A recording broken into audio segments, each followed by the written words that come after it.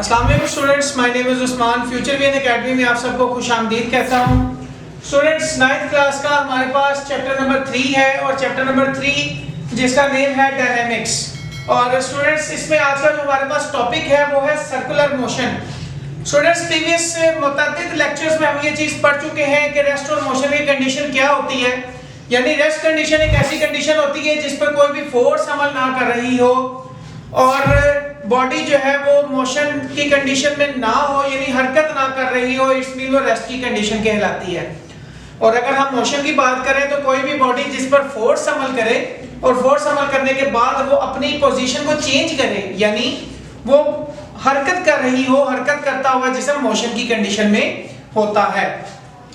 Students, यहाँ पे जो हमारे पास सबसे जो टॉपिक है ये वाला आज का वो है सर्कुलर मोशन। जिस तरह नाम से जाहिर है, सर्कुलर यानी दायरे की शक्ल में और मोशन यानी हरकत करना, यानी किसी भी बॉडी का दायरे की शक्ल में हरकत करना सर्कुलर मोशन कहलाता है।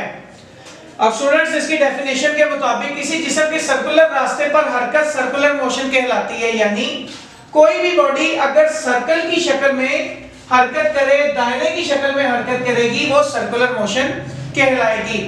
और जमीन के गिर्द जो चांद की हरकत है वो भी सर्कुलर मोशन की मिसाल है। स्टूडेंट्स, ये क्वेश्चन शॉर्ट क्वेश्चन में पेपर में आ सकता है, सर्कुलर मोशन की तारीफ बयान करें। इसके अलावा आपको मल्टीपल चॉइस में आ सकता है कि चांद की हरकत जमीन के गिर्द किस चीज की मिसाल है, जिसमें मुतअद्दिद ऑप्शंस हो सकते हैं, उसमें से जो सर्कुलर मोशन होगा वो आपका राइट आंसर होगा। स्टूडेंट्स, सेंट्रीपिटल फोर्स, उसके बाद हमारे पास नेक्स्ट टॉपिक है। सेंट्रीपिटल फोर्स को पढ़ने के लिए, समझने के लिए सबसे पहले हमें सर्कुलर मोशन को समझना जरूरी था, क्योंकि सर्कुलर मोशन में तो हमने देखा कि कोई भी बॉडी जब सर्कल यानी दायरे की शक्ल में हरकत करे वो सर्कुलर मोशन कहलाती है। लेकिन सेंट्रीपिटल फोर्स क्या होती है? ऐसी फोर्स जो किसी बॉडी को दायरे की शक्ल में हरकत करने पर मजबूर करे, वो सेंट्रीपिटल फोर्स कहलाती है। यानी सेंट्रीपिटल फोर्स की वजह से कोई भी बॉडी सर्कुलर मोशन की कंडीशन में आती है, इसके अलावा नहीं आ सकती। यानी सेंट्रीपिटल फोर्स एक ऐसी फोर्स है जो किसी भी बॉडी को दायरे की शक्ल में यानी दायरे में हरकत करने पर मजबूर करती है, और जो दायरे में हरकत होती है वो सर्कुलर मोशन कहलाती है। स्टूडेंट्स, फिर फर्ज मेरे पास कोई भी एक मैस है, मैं उसको डोरी के साथ बांध देता हूं। डोरी के साथ बांधने के बाद अगर मैं उसको अपने हाथ की मदद से घुमाऊं, हाथ की मदद से घुमाना, बॉडी इस तरह सर्कुलर शेप में आ जाएगी। यानी वो मैस, ये कोई भी जो मेरे पास मैस है वो सर्कुलर शेप में आ जाएगा। मैस का इस तरह सर्कुलर शेप में आना, मैं कहूंगा कि ये मेरे पास सर्कुलर मोशन की मिसाल है। और ऐसी फोर्स जिसने उसको इस दायरे की शक्ल में लाने पर मजबूर किया स्टूडेंट्स, वो हमारे पास सेंट्रीपिटल फोर्स जो है वो कहलाती है।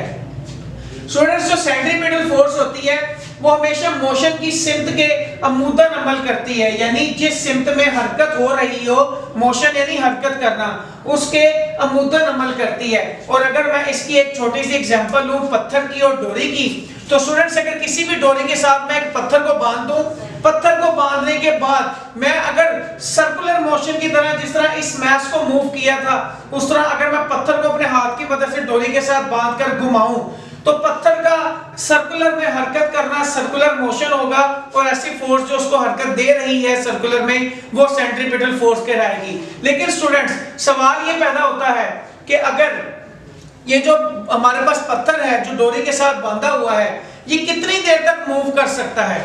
स्टूडेंट्स, जब पत्थर को बांधकर डोरी के साथ हरकत दी तो डोरी ने इसको टेंशन की कंडीशन में रखा, जिस वजह से वो मूव करता रहा, पत्थर मूव करता रहा। अगर हम देखें कि अगर डोरी मजबूत ना हो तो टेंशन की कंडीशन खत्म हो जाएगी, यानी जो पत्थर है वो अपनी उस हरकत को बरकरार नहीं रख पाएगा, जिसकी वजह से वो टूटकर गिर जाएगा। यानी पत्थर को डोरी के साथ बांधकर घुमाया जाए तो डोरी इसको टेंशन मुहैया करती है। अगर डोरी मजबूत ना हो तो वो टूट जाएगा और पत्थर दूर जा गिरेगा।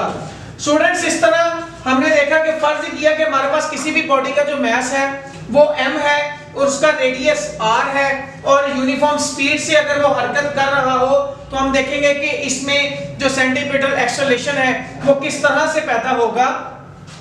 तो सेंटीपिटल एक्सेलरेशन जो हमारे पास है वो बराबर होता है v यानी uniform speed divided by radius. अगर हम इसको फार्मूला देखें तो ये हमारे पास सेंटीपिटल एक्सेलरेशन का फार्मूला है, यानी acceleration is equal to v square over r यानी रेडियस और यहाँ पर यूनिफॉर्म स्पीड को शो कर रहा है।